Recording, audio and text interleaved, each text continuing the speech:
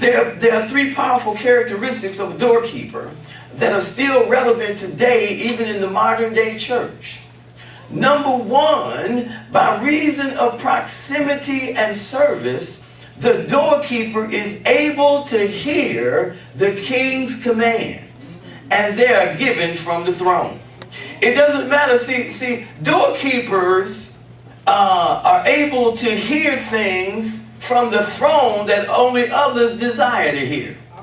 When the Bible talks about that, when you look at Samuel as an example, in 1 Samuel, y'all remember Hannah. Hannah wanted a child and was not able to conceive. But then when she prayed and asked God, that ought to be a note for some of us in understanding that sometimes you got to, number one, you need to be specific about what you're asking for. She didn't just say, give me a baby. She said, I want a male child. And if you give him to me, I'm going to give him back to you.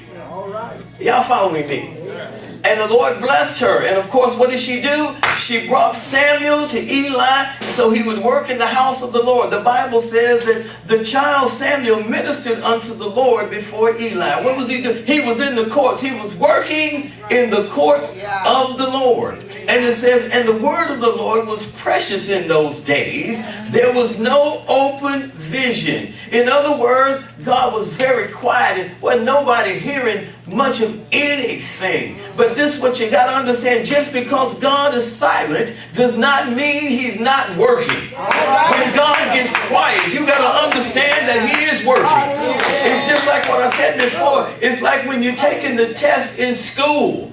The teacher says quiet, no talking. And the reason is because you've been given everything that you need to pass the test. You don't need to be talking. What you need to be doing is working. That's right. That's right. Am I preaching all right?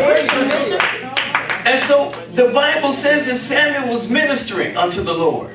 And the word was very precious, and there was no open vision, but the Bible says, and the Lord came and stood and called as at other times, Samuel, Samuel. Then Samuel answered, speak, for thy servant heareth. Samuel became the voice of the Lord to the nation of Israel, but he was a doorkeeper. There's something about being a doorkeeper, of being in the house, in the courts of the Lord, where you are in proximity of the king. If you need a word from the Lord, you need to get in proximity where you can hear what thus saith the Lord. Doorkeepers always hear things from the thrones that only others desire. Y'all remember Elijah, when Elijah stood there and he told, it had rained in 3.5 years, but he stood there and told Ahab, get thee up, eat and drink, for there's a sound of an abundance of rain. When a drop falling nowhere. But he said, I hear it in the heavens because I'm a doorkeeper and I'm in the proximity of the living God. And so I can hear because he speaks to me.